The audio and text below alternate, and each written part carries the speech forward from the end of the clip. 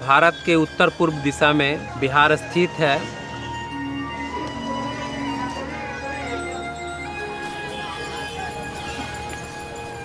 यहाँ पे गौतम बुद्ध आए और अपना ज्ञान अर्जन किया।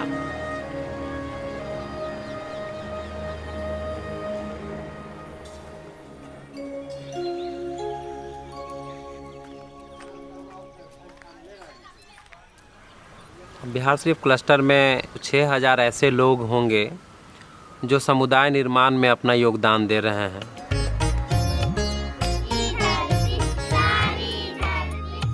पिछले कुछ सालों में लगभग 1000 से ज़्यादा किशोर हैं जो किशोर कार्यक्रम से गुजर चुके हैं।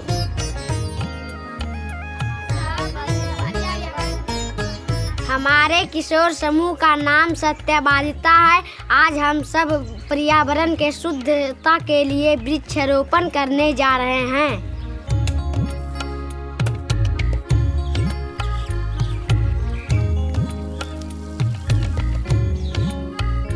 लगभग 900 के आसपास में ऐसे बच्चे हैं जो बच्चों के कार्यक्रम से गुजर चुके हैं और लगभग 500 ऐसे वयस्क हैं जो संस्थान प्रक्रिया से गुजर चुके हैं। 60 प्रार्थनाएं सभा को संचालित किया जा रहा है। सभी आते हैं और उत्साह के साथ भाग लेते हैं और उनसे प्रेरणा पाते हैं।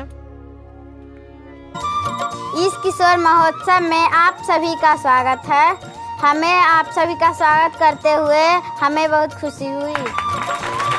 किशोर के लिए किशोर महोत्सव, बच्चों के लिए बाल महोत्सव। इन महोत्सव से समुदाय में काफी उत्साह पैदा होते हैं और जागरूकता भी पैदा होती है।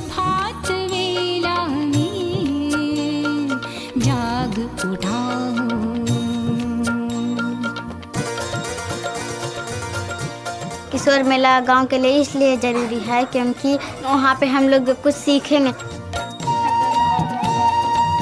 सभी अपना किशोर अपना अनुभव बताते हैं कि हम क्या सीखें पुस्तक में। हमारे माता पिता देखकर खुशी हुए। ऐसी गतिविधि चलती रहे तो हमारा गांव में एकता और प्रेम बढ़ जाएगी। संस्कृति के स्तर पे बहुत सारी बदलाव आ रहे हैं, जिसकी वजह से सदियों से चली आ रही पूर्वाग्रहों से लोग धीरे धीरे मुक्त हो रहे हैं। हमारे भारत देश में जाति प्रथा की जो भेदभाव है बहुत गहन रूप से जकड़ रखा है। यह एक सामाजिक बनावटी व्यवस्था है। उच्च जाति और निम्न जाति के लोग आपस में न घुल मिल पाते हैं, न बैठ पाते हैं, न बातें कर पाते हैं, न साथ में खाना खा पाते हैं। जब मैं छोटा था तो मेरे दादा दादी कहते थे कि एक दूसरे जाति का घर नहीं जाना है और उनके यहाँ जाकर खाना उना नहीं खाना है, बातचीत नहीं करना है। तो लगा ये ठीक है।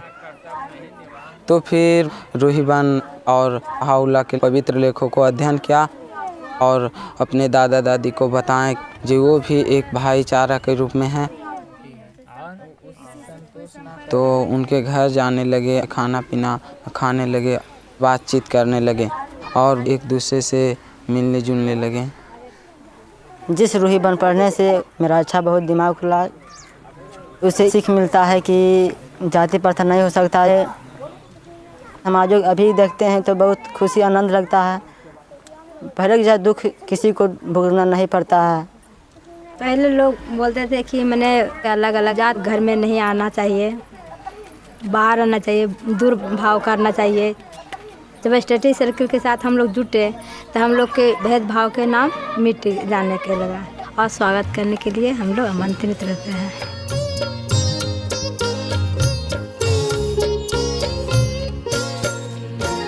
अपने बच्चे को प्रवेश करते हुए हम निर्णय लिए कि हमने नहीं बताएं कि किस जाति का है, ताकि उसको मन में विचार नहीं आएगा कि ऊंचा है या नीचा, और ना ही सामने वाले को ऊंची या नीची नज़र से देख पाए।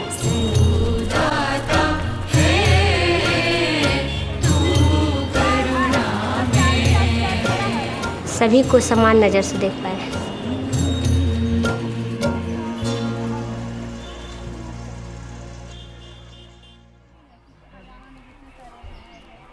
हमारी संस्कृति में वयस्क और युवाओं के बीच काफ़ी दूरियां थी। पहले देखिए, जो बुजुर्ग लोग अक्सर हमने कुछ बोल देते थे तो युवाओं लोग को मान लेवे पड़ता था, लेकिन संस्थान प्रक्रिया आने से काफ़ी बदलाव हुआ। अब हम लोग के अवसर मिल रहा है कि एक साथ बैठ करके युवा और बुजुर्ग लोग दोनों मिलकर परामर्श करते हैं और फिर परामर्श करके ही निर्णय लेते हैं। बुजुर्ग लोग जो कर लेते थे, निर्णय ले लेते थे, वो हो जाता था। लेकिन आज जो है, जब से ये संस्था आया है तब से दोनों में तालमेल बढ़िया रहता है, बुजुर्ग में और बुजुर्गों में। और पहले जो था नहीं है, बदलाव बढ़िया हुआ है और बहुत अच्छा लगता है।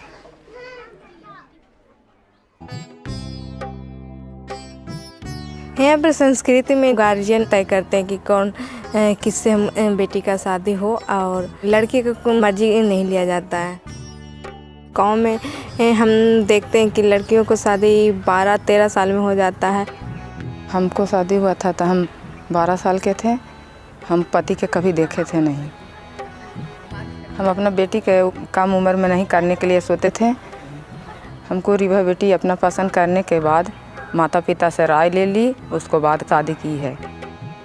मगर हमारी शादी 25 साल में हुई, अभी कुछ दिन पहले ही। और हमने अपने सिर्फ पसंद किया, अपने गार्जियन को बताएं और उन लोगों ने हामी भरी।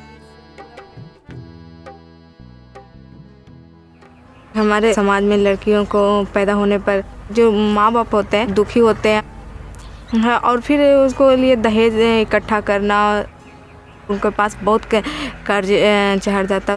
अब दिनों दिनों बहुत काफ़ी तिलक हुआ जा रहा है। माता पिता से खेत बाड़ी बेच के भाई कुछ करके काफ़ी दहेज दिया जाता है लड़का के। रीवा के शादी में कुछ नहीं मांग हुआ है। रीवा के साधारण रूप में शादी हुआ।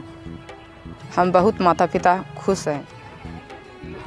शादी साधारण तरीके से हुई और हम अपने शादी के दिन समीज सलवार पहनी थी।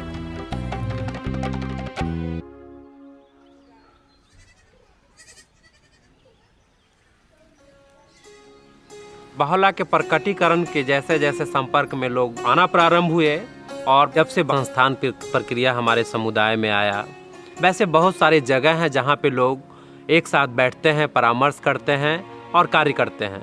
ऐसे स्थान पे कोई भी पूर्वाग्रह की कोई स्थान नहीं है, चाहे वो जाति प्रथा की भेदभाव को लेकर हो, या फिर स्त्री पुरुष की असमानता को लेकर हो, या फिर वयस्क और युवाओं के बीच दूरियां को लेकर हो।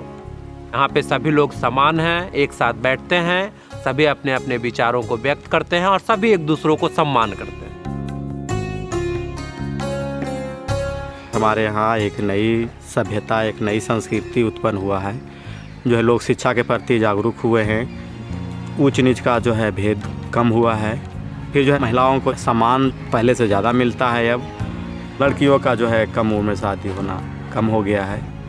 तो इस तरह से जो है नई संस्कृति का जो है चलन हुआ है।